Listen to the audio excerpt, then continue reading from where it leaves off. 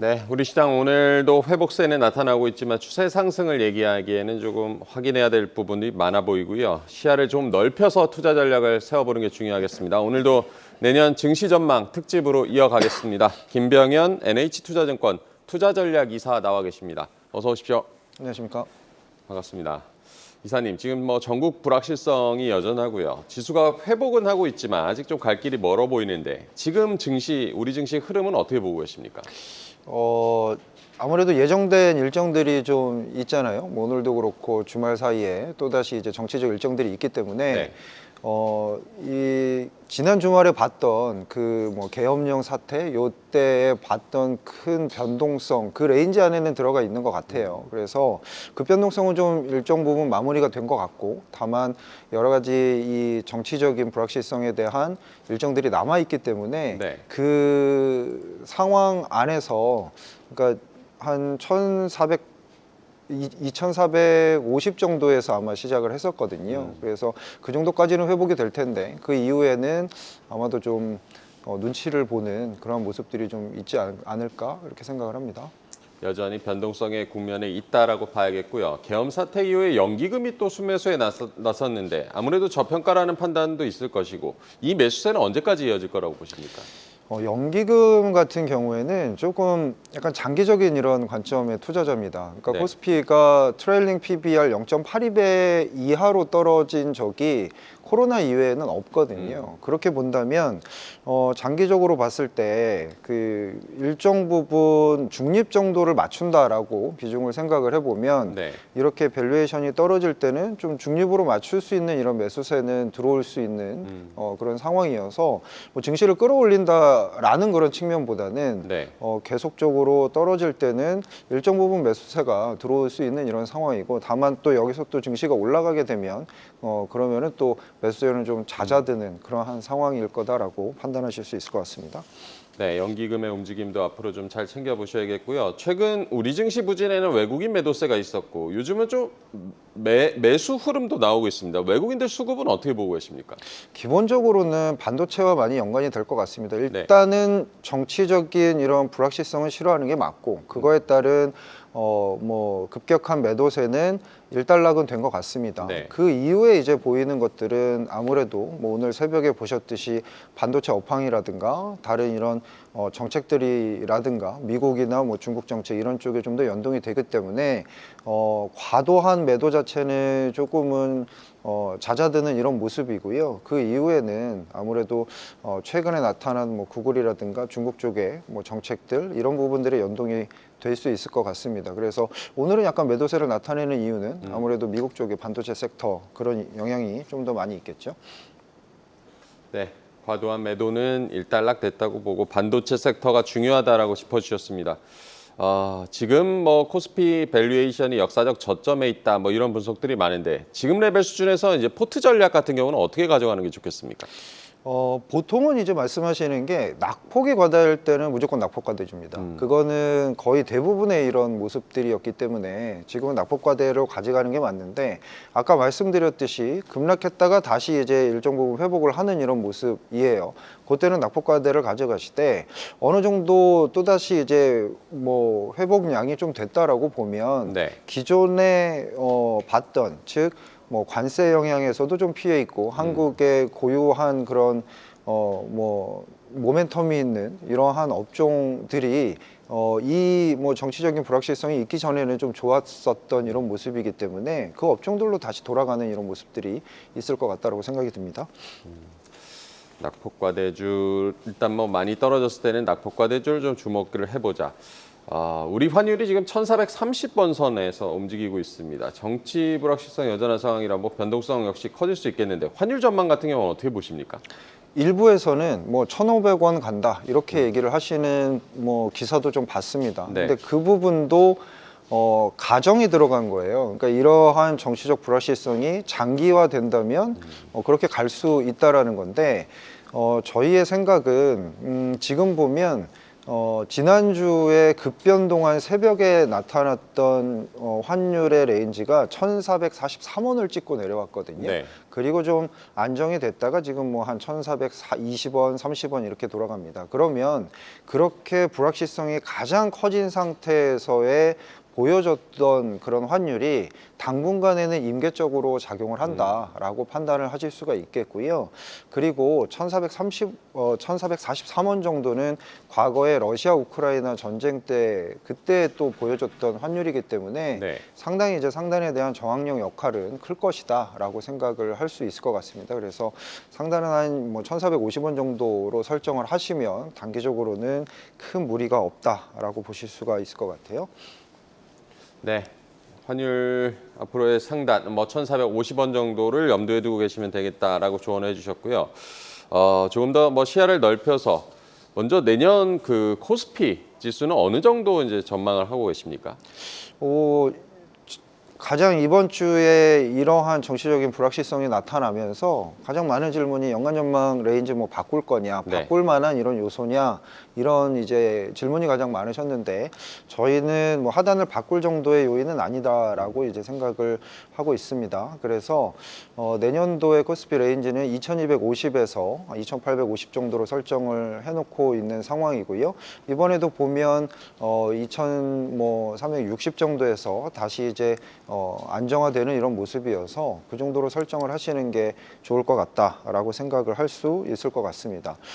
특히나 뭐 내년 유망업종이나 이런 것들을 좀 살펴보면 아까도 잠깐 이제 언급을 하셨는데 기본적으로는 올해 많이 올랐던 이런 업종보다는 올해 상당히 좀 부진했던 업종 안에서 찾아보시는 것도 좋을 거다라고 생각을 하고 있고요. 그 안에서 추가적으로 모멘텀이 있고 그리고 내년도에 영업이익률도 괜찮은 이런 업종들을 꼽아보자 라고 보면 뭐 엔터라든가 바이오라든가 아니면 뭐 그 중국 관련 소비주라든가 이런 부분들이 쭉 나오기 때문에 저희의 하우스 탑픽은 하이브 뭐 이런 종목들을 가져갈 수 있을 거다라고 생각을 할 수 있을 것 같습니다. 네, 올해 부진했던 종목 중에서 밸류가 높은 종목들을 좀 선별을 해보자라고 얘기를 해주셨고요. 이사님께서 내신 내년 증시 전망 보고서 보니까 내년에 필요한 것은 스네이크 센스, 뱀의 감각이라고 정리를 해주셨던데 네. 어떤 내용인지 좀 소개를 해주실까요? 내년이 을사년입니다. 네. 그래서 이러한 뱀의 감각이나 이런 유연성이 아무래도 좀 필요할 것 같다라는 생각이고요. 한쪽 방향으로 추세적으로 연간으로 흘러가기보다는 조금은 전술적 전략이죠. 좀 빠졌다 올라갔다 이렇게 좀 흔들리거나 왔다 갔다 하는 이런 모습들이 좀 많을 것 같은데 그래서 저희가 한번 뭐 스네이크라는 걸로 말을 좀 만들어 봤습니다. 네. 뭐 여러 가지 의견이 분분하긴 한데요. 과거에는 이 새로운 미국의 대통령이 당선이 되면 허니문 효과가 한 3개월 이상 이렇게 지속이 됐거든요. 학습 효과에 의해서 이 부분은 좀 짧을 거다라고 생각을 하고 있고 오히려 1분기에는 트럼프의 정책과 이런 수입 물가 우려가 나타나면서 미국 시장도 좀 차익 실현 욕구가 높아질 거다라고 생각을 하고 있습니다. 그렇게 좀 일정 부분 좀 조정을 받고 난 이후에는 1분기 말에서 2분기 정도에는 다시 모멘텀이 생길 수 있을 것 같은데 지금에 대한 생각으로는 대부분 미국이 좋고 미국 위주의 미국 중심의 시장이 계속적으로 진행이 될 거다라고 생각을 하고 계시는데요. 당연히 미국도 좋겠지만 일정 부분은 최근 2년간 보지 않았던 즉 바닥권에 있기 때문에 오히려 수익률 측면에서는 더 좋을 수 있는 중국이라든가 베트남 같은 혹은 코스닥 같은 이러한 수익률 게임이 가능한 이런 국가나 지수들도 한번 내년에는 기회 요인이 있을 거다라고 생각을 하고 있고요. 그러한 가장 큰 근거는 지금 앨런 머스크 때문에 규제 완화 얘기들이 많이 나오고 있는데 금융 규제 완화 얘기들은 아직 안 나오고 있거든요. 트럼프가 1기 때 가장 못했던 그리고 미완성으로 남았던 것도 금융 규제 완화이기 때문에 이러한 것들이 민간 은행의 머니 게임에 대한 요소를 창출하면서 이러한 한 2년간 우리가 보지 않았던 이러한 국가나 지수에도 종목에도 충분히 기회 요인이 있다라고 생각이 듭니다. 한국은 수출이 부진하기 때문에 좀 애매하다, 혹은 정책 모멘텀이 부족하다라고 생각을 하실 수가 있는데, 이번에 어떤 이런 정치적 불확실성이 좀 지나가고 나면 다시 또 정책 모멘텀이 나타날 수 있는 개연성이 있을 수 있기 때문에 내년에는 그런 부분들도 하나의 기회 요인으로 내년 초에는 작동할 수 있을 것 같고요. 내년에는 부각될 이런 요인들이 아까 금방 말씀드렸던 K컬처나 이런 쪽에 모멘텀이 있다라고 생각을 할 수가 있겠습니다. 그렇게 해서 궤적을 생각을 해보면 내년 1분기쯤에는 한 바텀 피싱에 대한 관점으로 한번 사볼 수 있겠다고 생각이 들고, 여름이 조금 지나가는 이런 과정에서 차익 실현을 한번 나타내는 것도 크게 나쁘지 않다라고 생각을 하고 있습니다. 네, 이사님께서 꼽아주신 내년 투자 전략 스네이크도 기억해 두시면 좋을 것 같습니다. 내년 1분기에 바텀 피싱도 가능하다라고 전략을 제시해 주셨고요. 말씀하신 대로 내년이 을사년이고 투자 아이디어 같은 경우도 보아뱀으로 비유를 하셨던데, 이건 또 어떤 얘기입니까? 저희가 이제 계속 일관되게 말을 한번 만들어 본 거죠. 장표 띄워서 같이 이제 보시면서 말씀을 좀 드리면, 일단 아웃사이더의 반격들이 좀 있을 거다라고 금방 말씀드린 내용입니다. 이것이 최근의 뉴스들을 보시면 중국에서 이제 재정 정책들이 이제 나오고 있고요. 이 부분이 구체적으로 이제 내년 양회나 이렇게 지나가면서 계속적으로 정책이 구체화될 것으로 예상이 됩니다. 중국의 정책이 나오면서 롯데케미칼이나 아니면 화학주나 철강주도 좀 올라가는 모습을 보였는데, 그러한 인프라 쪽보다는 오히려 중국 소비 관련주 쪽이 우리가 예전에 봐왔던 이런 부분들이 내수 부양과 좀 연결이 될 수 있겠다라고 생각을 할 수 있을 것 같고요. 또 하나는 금방 말씀드렸던 엔터나 바이오 같은 경우가 한국의 모멘텀이 좀 더 있다라고 생각을 할 수 있겠고, 장기적으로 보면 최근에 한국의 반도체나 이런 것들이 상당히 슬로우한데, 이러한 부분들도 AI에 대한 모멘텀이 계속적으로 장기적으로 지속이 된다면 내년쯤에 디램 가격이 올라가는 그 포인트에서 한 번쯤은 잡아볼 수 있지 않을까. 반도체 관련한 전력 그리고 IT 서비스, 이러한 것들이 같이 연결이 될 수 있겠다라고 볼 수가 있을 것 같습니다. 네, 중국 소비 관련주 그리고 엔터, 반도체, 전력기기와 같은 섹터들 언급을 해주셨고, 아까 종목은 하이브를 잠깐 언급은 해주셨지만 내년 관심 가져볼 만한 종목들 또 어떤 거 꼽고 계십니까? 추가적으로 보면 셀트리온 이런 것들이 있을 수 있고요. 네. 여기에다가 저희가 하이브가 하우스 탑픽입니다라고 말씀을 드리면, 보통 이제 기관 투자자분들은 베타가 높은 수익률 측면에서는 JYP나 이런 것도 더 선호한다, 이런 네. 말씀들도 해주시고 그렇습니다. 네, 우리 시장 어쨌든 지금 정치적 불확실성에 노출이 돼 있고 회복까지는 좀 시간이 걸릴 텐데, 변화의 트리거라는 측면에서 앞으로 어떤 변화가 좀 있을 거라고 보십니까? 아무래도 예정되어 있는 이러한 그 스케줄들이 있지요. 그래서 장표를 좀 보면서 대부분은 이제 언론 지상에서 보셔서 아시겠지만, 탄핵 재발의가 예정이 되어 있는 이러한 상황들이고요. 그런 상황에서 이번 주말 이렇게 재표결이 예정되어 있는 상황입니다. 네. 그러면서 추가적으로 헌재 심의기간 혹은 재선 절차 기간들이 좀 있고, 그러한 모습들이 있는 이런 상황에서 계속적으로 이것 에 의해서 왔다 갔다 하는 이런 모습들은 있을 겁니다. 하지만 이런 트리거 요소로 이제 볼 수 있다면, 그동안은 정책들이 없었지만 조금씩 이제 시간이 지나가면서 새로운 정책들의 모멘텀이 거꾸로 대승적으로는 좀 바뀌어질 수 있다라고 보면, 그동안 한국이 다른 여타국과 다른 점은 재정 확대에 대한 정책이나 이런 것들이 없었다라는 점이었었고요. 그러한 부분들이 조금은 다른 모습으로 변화될 수 있는 이런 기회들도 있을 수 있겠다라고 생각할 수 있을 것 같습니다. 네, 재정 확대 정책에 대한 기대도 좀 높아질 수 있다는 점을 언급을 해주셨고, 지금 상황으로 냉정하게 보면 내년에는 좀 예정에 없던 대선 국면으로 갈 가능성이 지금 높은 상황인데, 네. 새 리더십 이런 선출 국면에서 시장 영향은 어떻게 예상해야겠습니까? 저희가 예측을 할 수는 없겠지만, 네. 기본적으로 이렇게 시장 영향이 변화되는 이런 모습들을 본다면 정책들이 좀 바뀌어가는 이런 모습들도 보실 수가 있을 것 같아요. 물론 시장에 지금 종목별 영향으로만 보면 그동안에 밸류업에 있었던 이런 종목들이나 이런 것들이 낙폭이 좀 과대한 이런 모습들을 좀 보였었는데 대형주 중심에서는 기본적으로 앞으로의 뭐 주주가치 제고라든가 뭐 배당이라든가 이런 것들에 대한 생각들은 크게 변하지는 않는 것 같습니다. 다만 이러한 부분들이 전반적으로 뭐 어떤 프레임이나 이런 것들은 바뀌어서 나올 가능성이 좀 있고요. 그러면서 이 뭐 가버넌스라든가 아니면 기업의 지배 구조라든가 이런 쪽으로 이제 관심이 확대될 가능성이 있다라고 볼 수가 있을 것 같고요. 기존에는 이게 뭐 ESG라는 게 환경이나 이러한 모습이었다면 거꾸로 뭐 G라는 이런 것에 대한 관심들이 점차적으로 늘어날 가능성도 있고, 그동안은 중소형주나 이런 것에 대한 정책이나 이런 것들이 그렇게 크게 뭐 없었다라고 보면 앞으로는 중소형주나 이런 쪽의 우호적인 정책도 같이 좀 볼만하다. 특히나 올해 보면 코스닥이 뭐 금투세 영향이라든가 이런 것들로 인해서 YTD로 글로벌리 좀 제일 지수가 안 좋았던 이런 모습인데, 내년에 공매도 금지가 풀리는 이런 예상도 좀 있다라는 그런 관점에서 보면 코스닥이나 중소형에도 기회가 좀 있을 수 있지 않겠느냐라는 관측을 해볼 수 있을 것 같습니다. 네, ESG에 대한 관심이 좀 커질 수 있고 중소형주에도 우호적인 정책 환경이 펼쳐질 수 있다는 점도 언급을 해주셨습니다. 11월 그 고용 결과를 두고 미국 경제 골디락스 평가가 좀 줄을 잃었는데 이제 시장은 뭐 물가 지표 좀 주목을 하고 있고요. CPI가 오늘 우리 시간으로 오늘 밤에 나올 텐데 CPI는 일단 어떻게 보고 계십니까? 일단 지금 현재 예상치는 뭐 MOM으로 0.3입니다. 네. 그 정도가 나오게 되면 시장은 뭐 별로 그렇게 영향력이 없겠지만 전월 대비해서 0.4 정도가 나온다 그러면 시장은 좀 걱정할 가능성이 높아요.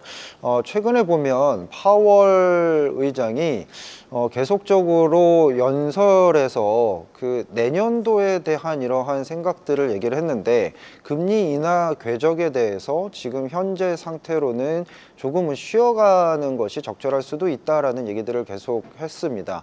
그럼에도 불구하고 최근에 고용 지표들을 보면 이런 부분들이 좀 괜찮게, 어떻게 보면 그렇게 세게 나오지는 않은 이런 모습이어서, 그러면 12월에 FOMC의 금리를 인하할 확률이 여전히 70%가 넘어가는 이러한 상황들인데, 여기서 만약에 물가 지표가 약간은 좀 우려스럽게 나온다라고 보면 12월에는 금리를 인하하겠지만 내년도에 대한 생각들이나 이런 궤적들이 좀 변화할 가능성이 있지 않나라고 생각을 하고 있고요.